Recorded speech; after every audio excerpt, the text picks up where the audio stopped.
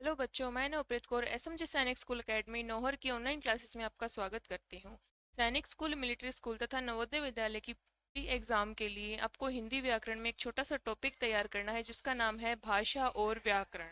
तो सबसे पहले हम जानकारी देखें कि भाषा क्या है और व्याकरण क्या है। तो भाषा भाष धातु से बना है जिसका शाब्दिक अर्थ होता है बोलना। मैंने बताया कि भाषा भाष धातु से बना है जिसका शाब्दिक अर्थ होता है बोलना।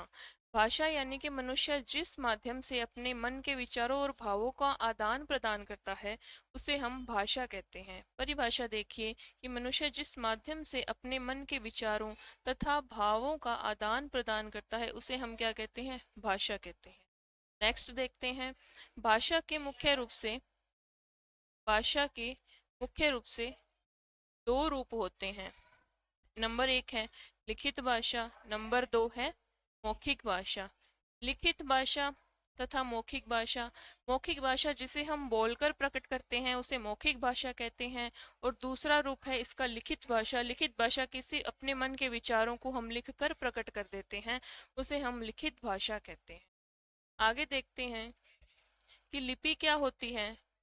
देखो बच्चों, कोई भी लैंग्वेज होती है उसको लिखने के लिए जिन भी हम चिन्हों का प्रयोग करते हैं उसे हम लिपि कहते हैं। जिस प्रकार हिंदी की देवनागरी लिपि है, पंजाबी की गुरुमुखी है, अंग्रेजी की रोमन लिपि है तथा उर्दू की फारसी लिपि है।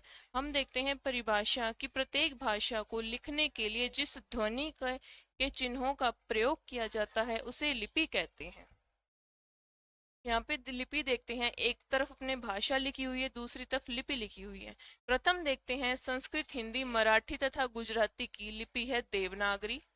दूसरी है, जैसे कि मैंने पहले बताया, पंजाबी भाषा। पंजाबी भाषा की बच्चों लिपि कौन सी है? गुरुमुखी लिपि।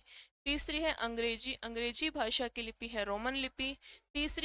चौथी है उर्दू और कश्मीरी, जिसकी लिपि है फारसी लिपि।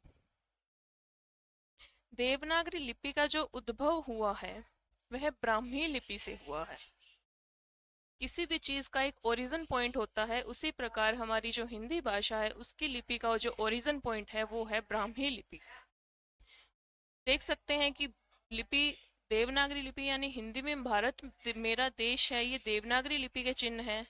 इंडिया इज माई कंट्री, यह रोमन लिपि के चिन्ह है। भारत मेरा देश है, ये पंजाबी भाषा यानी गुरुमुखी लिपि के चिन्ह है।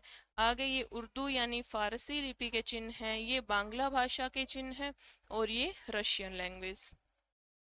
नेक्स्ट देखते हैं। पहले हमने भाषा समझा। भाषा यानी कि जिस माध्यम से हम अपने मन के भावों और विचारों का आदान प्रदान करते हैं उसे हम भाषा कहते हैं। भाषा के दो मुख्य रूप, मौखिक भाषा तथा लिखित भाषा। देखो बच्चों, मौखिक भाषा और लिखित भाषा के अलावा भी सांकेतिक भाषा तीसरा उसका रूप भी होता है। सांकेतिक भाषा यानी संकेतों के माध्यम से अपने विचारों का आदान प्रदान करना। जिस प्रकार देखते हैं ट्रैफिक हवलदार होता है, वो अपने इशारों से अपनी लैंग्वेज को बताता है। दूसरा देखते हैं क्रिकेट गेम में एम्पायर हैं। एम्पायर भी अपने जो मन के हावों भाव और विचारों को है अपने संकेतों के माध्यम से बताते हैं। तो इस प्रकार के जो उदाहरण हैं वो सांकेतिक भाषा के उदाहरण हैं। आगे देखते हैं कि व्याकरण क्या होता है। व्याकरण भाषा को शुद्ध रूप से लिखने तथा बोलने के लिए जिन भी नियमों का जो संबंधी नियमों का जो बोध कराने वाला शास्त्र होता है उसे हम व्याकरण कहते हैं। यानी कि बच्चों, हम देखते हैं कि कोई भी एक बुक है, उसके अंदर हिंदी भाषा को लिखने तथा बोलने संबंधी जो नियम है उसको उसमें इंक्लूडेड किया गया है। जैसे कि भाषा को शुद्ध रूप से लिखने तथा बोलने से संबंधित नियमों का बोध कराने वाला जो शास्त्र है वह व्याकरण है। सुविधा की दृष्टि से हिंदी व्याकरण को हमने तीन भागों में बांटा है। नंबर एक है वर्ण विचार। वर्णों की उत्पत्ति कहाँ से हुई है, स्वर कितने हैं, व्यंजन कितने हैं, व्यंजन कैसे बनते हैं इत्यादि। दूसरा है शब्द विचार, संज्ञा, सर्वनाम, क्रिया, विशेषण, प्रत्यय, उपसर्ग इत्यादि।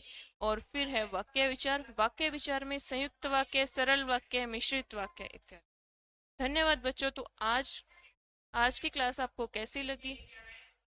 Like, share and subscribe.